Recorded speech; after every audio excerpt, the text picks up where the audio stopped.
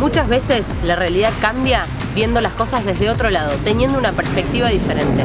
Eso es perspectiva alternativa, una nueva forma de escuchar la política. Bienvenidos a todos a una nueva edición de Perspectiva Alternativa, este podcast con el que buscamos una nueva forma de ver y de escuchar a la política. En esta oportunidad nos acompaña una mujer militante, abogada, madre, nacida en Bahía Blanca, militante del radicalismo desde la Juventud Radical, y también una trotamundos, porque después de recibirse de abogada en la UBA, también estudió y se especializó en Derecho al Acceso a la Información y en Derechos Humanos en Oxford y en la American University de Estados Unidos. Pasó por la Comisión Interamericana de Derechos Humanos y también por la OEA en un arduo trabajo y en una amplia trayectoria con organizaciones de la sociedad civil en materia de acceso a la información y la libertad de expresión. Actualmente se desempeña en su segundo mandato como diputada nacional por la provincia de Buenos Aires. Es secretaria en la mesa del bloque de la Unión Cívica Radical y es vicepresidenta de la Comisión de Comunicaciones e Informática. Es radical y feminista. Gracias, Karina Banfi, por este ratito con nosotros en Perspectiva Alternativa. Y más allá de esta presentación que acabamos de hacer, nos interesa saber, como le preguntamos a todos nuestros entrevistados, ¿quién es Karina Banfi para Karina Banfi?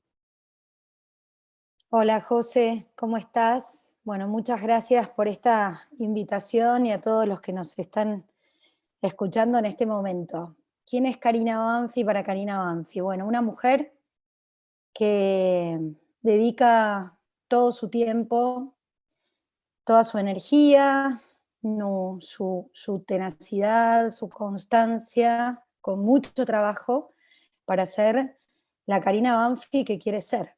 Eso es para mí fundamental.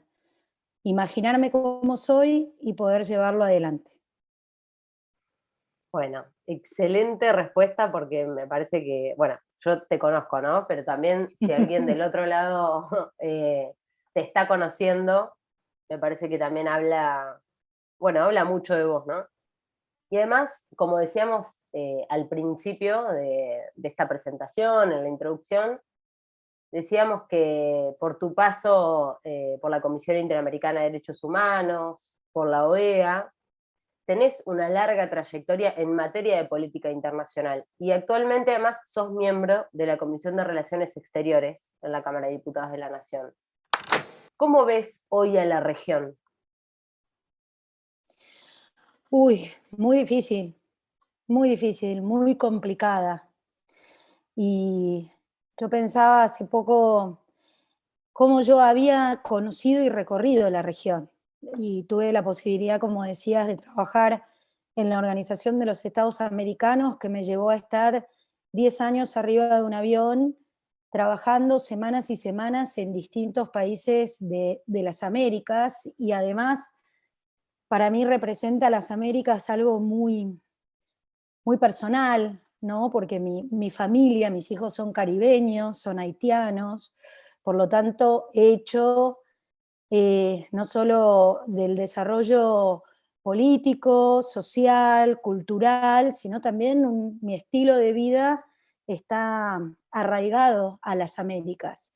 Y cuando yo tuve la posibilidad de trabajar en las Américas desde la OEA, era, bueno, a mitad del inicio de los 2000, 2005, 2006, y había una etapa, se había venido una etapa maravillosa en las Américas. Tenías la alternancia política. Tenías un país como México que había sido 70 años gobernado por el PRI, que gobernaba Fox en ese momento, luego Calderón, que venían del ala liberal. Y luego tenías a El Salvador, que 20 años gobernó el partido de Arenas y ganaba el FMLN, después, bueno, de una historia tan profunda y arraigada con Salvador, de este partido de izquierda, progresista, socialdemócrata, de izquierda, que fue, bueno, como yéndose más para la izquierda, con Funes a la cabeza. También aparecía en Nicaragua Ortega, también con un tipo de esperanza que después, bueno, resultó un fiasco realmente, y el peso que tenía el propio Chávez, ¿no? En toda esta zona y cómo jugaba, cómo era un actor de juego más, mucho más interesante de lo que vemos hoy en Maduro, y que avisoró y fue forjando la decadencia en algunos países que incluyen, entre otros, a Nicaragua y que lamentablemente van sumando a otros actores, como puede ser, bueno, el Ecuador de Correa o quizás algún tipo de fascinación que tuvieron estos señores, que incluyó a la Argentina con Néstor Kirchner allá, por imaginarse, por el año 2003, después de la Cumbre de las Américas en Mar del Plata, en donde se reúnen con Lula y sueñan la patria grande, ¿no? Y por el otro lado venía, bueno, también Colombia, digo, había una situación muy distinta y en donde yo desde la sociedad civil pude empezar a trabajar temas que a mí me gustan mucho, como la institucionalidad, ¿no? La institucionalidad a partir de la transparencia, del fortalecimiento de los pilares básicos de la democracia, que es la libertad de expresión, porque nosotros en una democracia, mirá, te puede faltar la salud, ¿no? Ahora, si te falta la libertad de expresión para denunciarlo, no tenés nada, no tenés absolutamente nada. Entonces, por eso tiene un lugar predominante y especialmente hoy cuando vemos el avance de ciertos países hacia la autocracia, ¿no? Hacia estas dictaduras llegadas desde las mayorías absolutas y en donde hay una deformación de las democracias y como dijo Biden, bueno, la democracia es frágil y ahí nos convoca a todos, nos convoca a los políticos, nos convoca a la sociedad civil, nos convoca a cada uno que tenemos que defender, no perder los derechos, ¿no? Y que por sobre todas las cosas tenemos que ir ganando más derechos. Así que yo hoy veo de manera compleja la realidad de las Américas.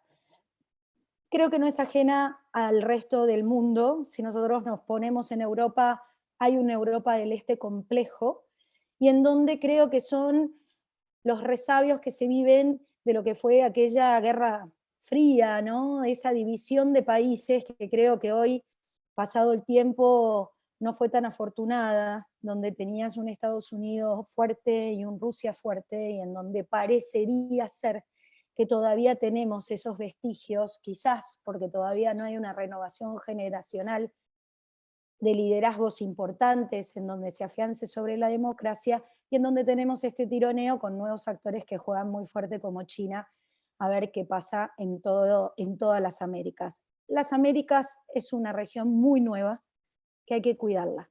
Hay que cuidarla, hay que reconocerla, hay que conocerla, y nosotros los argentinos, lo que yo aprendí en todo ese tiempo es que estamos insertos en Latinoamérica.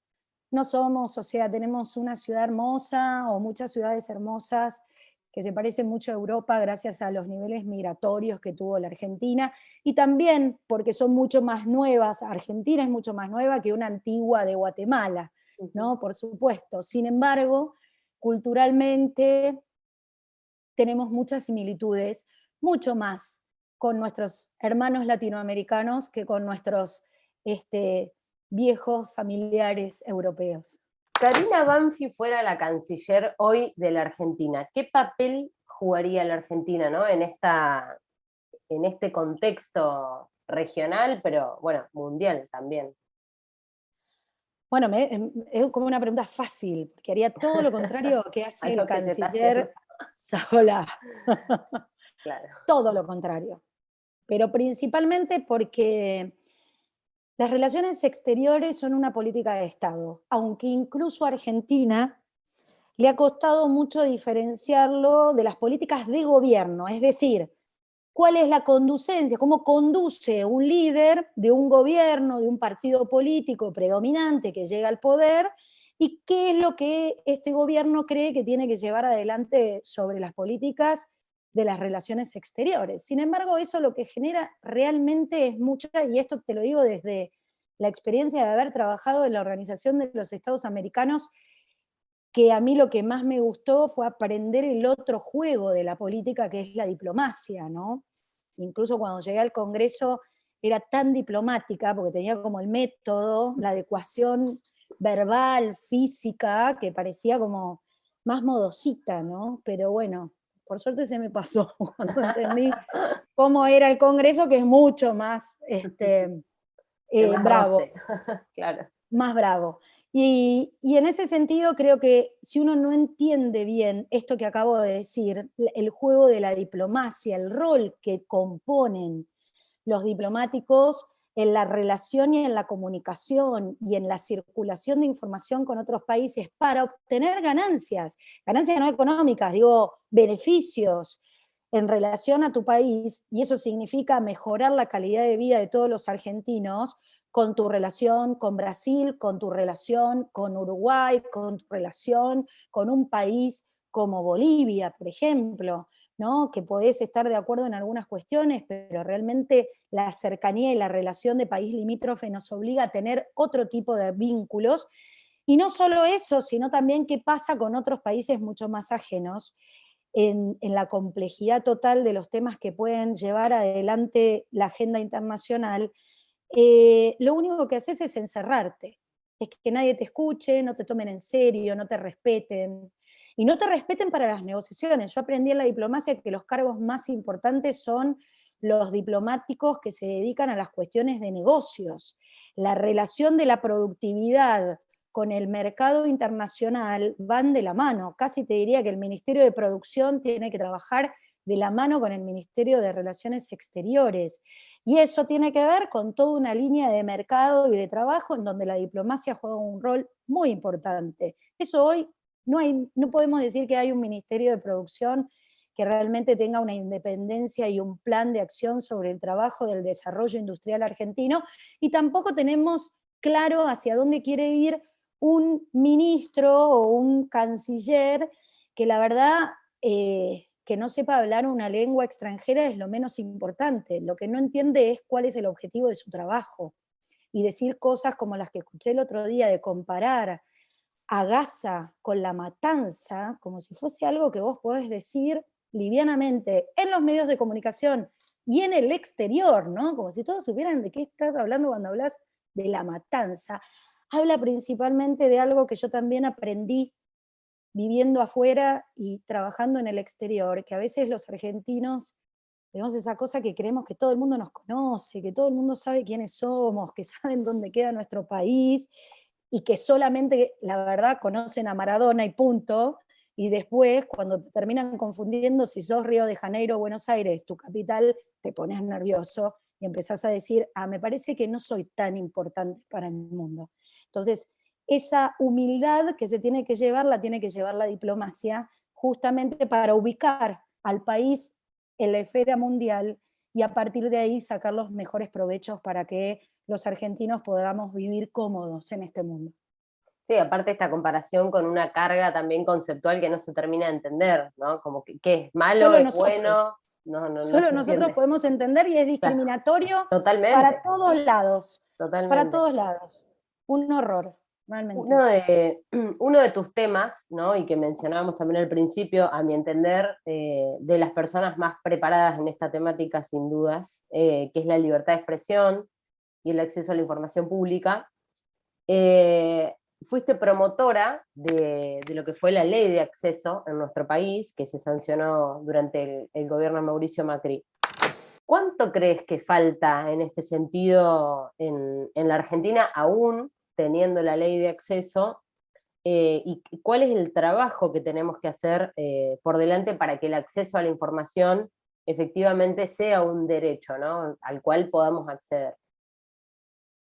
Yo, más que un derecho, diría, sea una herramienta que nos sirva a los ciudadanos para tener otro vínculo con el Estado. El vínculo de tener claro que uno está al servicio del ciudadano. Entonces, si el ciudadano necesita o pretende o busca información, nosotros la tenemos que producir si no la tenemos, y se la tenemos que dar. Y esa es parte de nuestra obligación. Ahí hay un cambio cultural que yo creo que Argentina está en proceso, y los procesos, viste cómo son, impulsivos en un principio, quizás bajan un poco, hay que estar atento, apoyarlos nuevamente para que suban.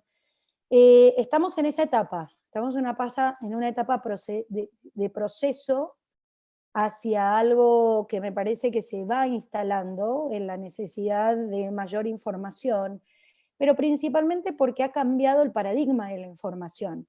Vos antes tenías el poder acumulado en uno, y el que tenía y acumulaba el poder era el que tenía, perdón, la información era el que tenía el poder.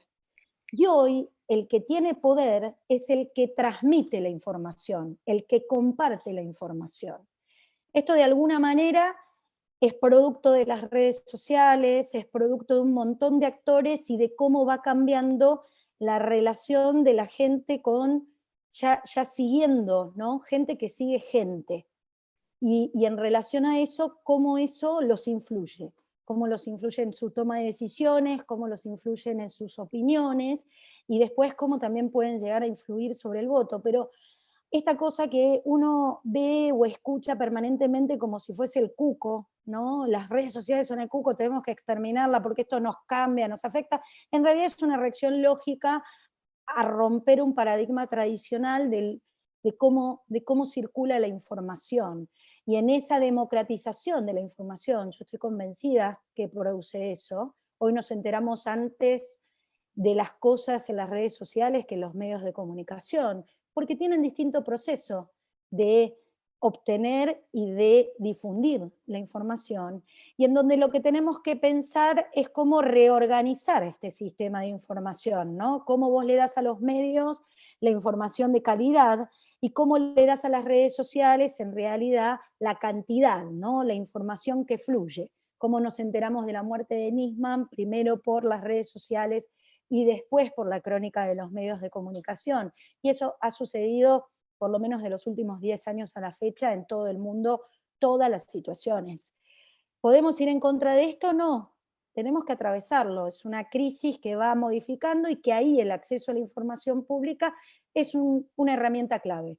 Es una herramienta clave que cuando los gobiernos se den cuenta que en realidad rendir cuentas te conviene ser transparente, te conviene porque la gente te vota, confía en vos, te busca, le influís, le conviene que le cuentes en un podcast quién sos, o que pongas en tus redes qué es lo que haces todos los días, es mucho más, eh, es mejor que aquellos que ni les conoces la cara, ¿no? Entonces ahí, cuando nosotros nos demos cuenta de esto, yo creo que se habrá realmente dado un verdadero proceso de cambio con respecto a la relación de la transparencia y de la información con respecto a la sociedad. En eso estoy trabajando, son mis temas que trabajo en el Congreso, son los temas que hay que, para mí, cuidar. Hay pocos que se encargan, así que está bueno que me encargue yo, que se encargue alguien. Son difíciles de comprender, principalmente porque le estás pateando el tablero. Entonces, cuando le pateas el tablero, lo más interesante es que Argentina, después de 12 años, cuando llegó el recambio, ¿no? La alternancia política, después de 12 años de una misma bandera que se negaba a tener una ley de acceso a la información pública, al igual de los procesos que pasaron en México, en El Salvador, en Brasil, en Colombia, cuando cambia la figura política y la bandera política, empiezan a aparecer estas leyes. Es como el momento de oportunidad, y creo que con el gobierno de Cambiemos nosotros lo supimos aprovechar. Y hoy es una gran bandera nuestra, porque sería todo mucho más difícil y mucho más en pandemia si además no tuviésemos acceso a la información y si nos tuviésemos que valer por todos los pedidos de informe que no nos contestan a nosotros los diputados, o teniendo un jefe de gabinete que hace 300 días que no viene al Congreso, ¿no? Entonces nos queda la herramienta del acceso a la información pública, que además es un derecho humano. Entonces quiero cerrar con esto. Gobierno que no entrega la información viola un derecho humano, y que se haga cargo de las consecuencias que eso trae. Clarísimo. Otro de los grandes temas de tu agenda, sin dudas, es la igualdad de género, ¿no? Y sé que te preocupa mucho lo que tiene que ver con el acceso de las mujeres a los espacios de toma de decisión. Como militante del radicalismo, ¿en qué crees vos que tiene que trabajar o seguir trabajando eso nos dirás vos también, el radicalismo para mejorar esta realidad? Yo, bueno, milito hace 31 años en el partido. 31, 32, ya no me acuerdo, pero muchos años, muchos años. Incluso cuando no vivía en la Argentina, estando trabajando en la OEA, en cualquier otro país, yo me presentaba como partidaria de la Unión Cívica Radical, y alguno que me miraba, yo le decía el partido de Alfonsín, y ahora como, y ahí se resignificaba todo, ¿no? Ahí era como decía, ah, sí, ya sé, ¿no? Y por ejemplo, no sé, haber estado con Violeta Chamorro en Nicaragua, recordando la relación de ella con Alfonsín, ha sido de las cosas más preciosas que me ha pasado en la vida. Y justamente te nombro a una mujer que llegó a ser presidenta, siendo la primer presidenta después de Estela Martínez de Perón, pero digamos con consecuencias totalmente distintas, pero que de alguna manera también trágicas en cómo llegan al poder, y lo difícil que es atravesar el poder para una mujer. A mí me importa mucho, creo que el radicalismo tiene mujeres impresionantes, acá estoy viendo una. Eh, Geniales, geniales, y que nos cuesta mucho la visibilidad. En general a la mujer le cuesta la visibilidad, hacerse notar, salvo que se hace escandalosa, pero si tenés algún tipo de centro o una temática menos taquillera, va a ser todo más difícil, ¿no? Y más juzgada. Uh-huh. Y también eso tiene que ver con el carácter de cada una, ¿no? Cuánto tiene de ganas de exponerse más allá de tus propios temas o de tus propias agendas, sino también en las cuestiones personales. Eh, Norma de Morandini tiene un libro maravilloso en donde se dedica un capítulo a hablar de cómo la han criticado siempre por su vestimenta y su color de pelo en el Congreso de la Nación, ¿no? Nadie le preguntaba por sus proyectos, una persona realmente que ha sido un ejemplo para todos nosotros en su carrera política, y lo que recuerda es cómo la criticaban por su vestuario en las sesiones o su color de pelo. Eso tenemos, lo mismo Lilita y así sucesivamente. Eso tenemos que vivir las mujeres, con eso tenemos que transitar y trabajar. Ahora, lo que a mí me importa mucho poder apoyar y poder construir entre todas las mujeres del radicalismo y también a nivel transversal en otros partidos, de cómo nos preparamos para la toma de decisiones, cómo nosotras podemos vencer los prejuicios, los propios fantasmas personales, ¿no? En un ámbito netamente machista, o machista, o mejor dicho, masculino en principio, ¿no? Porque la política se lee masculina, así como hay otras actividades que se leen femeninas, la política se lee masculina. Y en eso el machismo aflora, ¿no? Y ahí hay consecuencias. Creo que hemos dado grandes, grandes avances, hemos dado pasos agigantados que hoy al menos perturban y molestan a los otros, ¿no? Como no estar visibilizadas las mujeres, o no tener una vocería, o qué sé yo, hay todavía mucho trabajo por hacer, pero creo que vamos bien, vamos mucho mejor de lo que creemos Sí, nosotras. y de hace un tiempo seguro, sí, está claro. Bueno, Cari, llegó el ping-pong, así que te voy a hacer un par de preguntas. Es un Me había poco, olvidado. es un poco esto, tratar de conocernos desde otro lugar. Son cosas por ahí más personales y demás, pero tranquis. Y lo primero que te voy a pedir son 3 canciones para que te representen, que te gusten, que te lleven a algún momento de tu vida o lo que sea, o las 3 que más te diviertan o no, lo que vos elijas, porque nosotros las vamos a sumar a una lista de reproducción para que después la sigan. Ah, bueno, a ver, esperá. Cuando lo escuchaba Ernesto Sanz en tu podcast el pasado, el que hiciste, creo que él nombró una canción de jazz, no Sí, recuerdo bien. Yo dije, dijo ay, cualquiera de jazz. cualquiera de jazz. Bueno, yo tengo una, A ver. que es I Love Supreme de Coltrane. Ese es un disco que es el primer regalo que me hace Hernán cuando empezamos a salir. Tanto fue así que yo odiaba el jazz. Esto es importante decirlo. Me parecía un horror, ¿no? No podía entender, no lo podía entender. Y un amigo, cuando vio lo que me había regalado, me dijo, no va a funcionar. Hace 21 años que estamos juntos y obvio terminé amando el jazz, pero que se resignificó esa canción porque cuando mis hijos llegaron de Haití, es una canción que está en el auto, digamos, en el playlist del auto, y ellos la llaman Majin Mamá Tum Tum, Ay, porque la canción empieza tum tum tum tum tum tum tum tum, y entonces ellos lo asocian con Majin Mamá, que Majin era el auto de mamá, por supuesto, porque la ay, que maneja es mirá. mamá. Así que me parece que es una gran canción, es un gran disco Aparte tiene y una es un gran gran historia. músico. Eso es lo que Y tiene una también gran historia para vale mí. de las canciones. Eh, una canción que me hace muy, muy feliz y que la escucho incansablemente y nunca me cansa y siempre me hace llorar. La nombro y me hace llorar. Es Fireworks de Katy Perry, Mm. que además cantó cuando ahora asumió Biden Biden. y me pareció increíble. Me pareció Ahí te como, ya lloraste está. todo.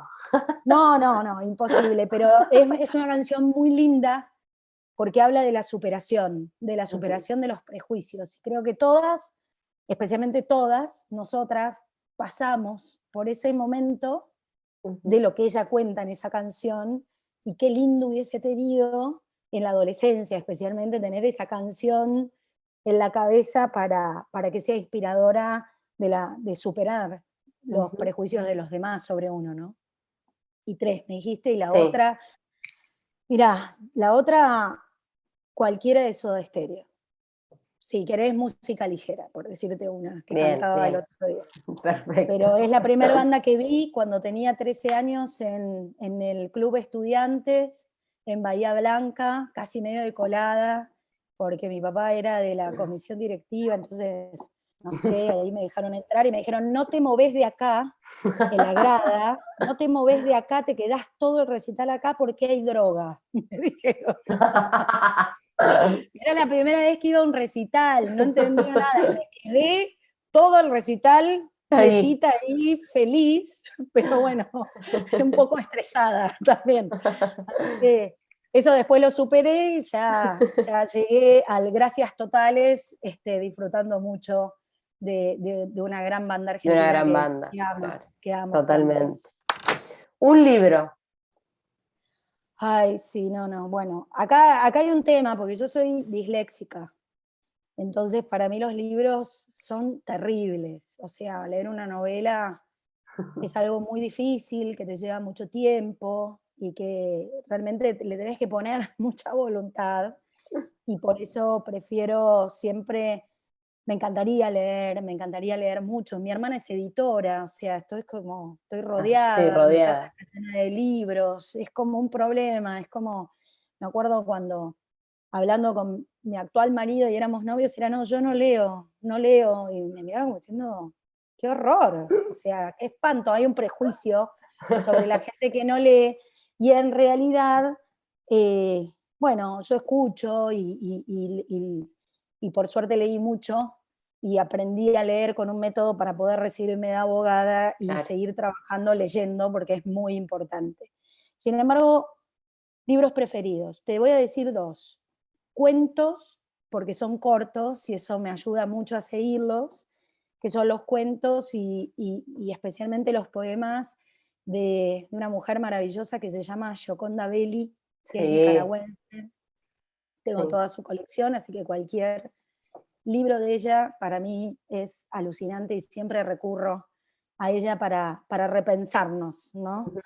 Ya que ella hizo el trabajo de abrirnos la puerta antes a un feminismo totalmente libre y distinto como es ella. Y el otro, un libro que para mí es un libro de cabecera que reviso todo el tiempo y que leo todo el tiempo y no me cansa, y yo digo que es mi Biblia, que es El político como vocación de Max Weber. Es un libro que para nosotros, o por lo menos para mí como política, y más en este momento, es un norte. Muchas veces cuando tenemos o cuando sentimos que el mundo es muy injusto para todo lo que nosotros estamos brindando. Hay que leerlo, hay que leer el final. Totalmente. Y se Sí, va a entender esto. claro. No lo spoilemos por las dudas. Hablando de spoilear, tampoco nos cuentes el final, pero una serie o una película. Bueno, miles, porque como no leo tanto, sí veo mucho y hago la misma introspección que te lleva un libro con una película. Tengo un nivel de concentración alucinante y, qué sé yo, tengo miles y millones. Una serie, Handmaid's Tales, tremenda, pero creo que hay que tenerla siempre en la mira, ¿no? Esa distopia de no regresar atrás, sino de poder avanzar con nuestros derechos. Porque creo que lo más interesante que tiene es qué pasa con esta regresión. Si uno ve países como Irán, por ejemplo, qué era Irán en los 70s y qué pasó después con Irán y el rol de las mujeres, ¿no? Entonces, digo, no es tan ajeno, no es tan distinto, principalmente cuando estamos viviendo un mundo que todavía espero que no estemos en esa distopia donde se vuelve más represiva y mucho más cerrada a nuestras libertades, porque las primeras que la vamos a ligar somos las mujeres. Por eso me parece interesante tener siempre en mente Handmaid's Tales.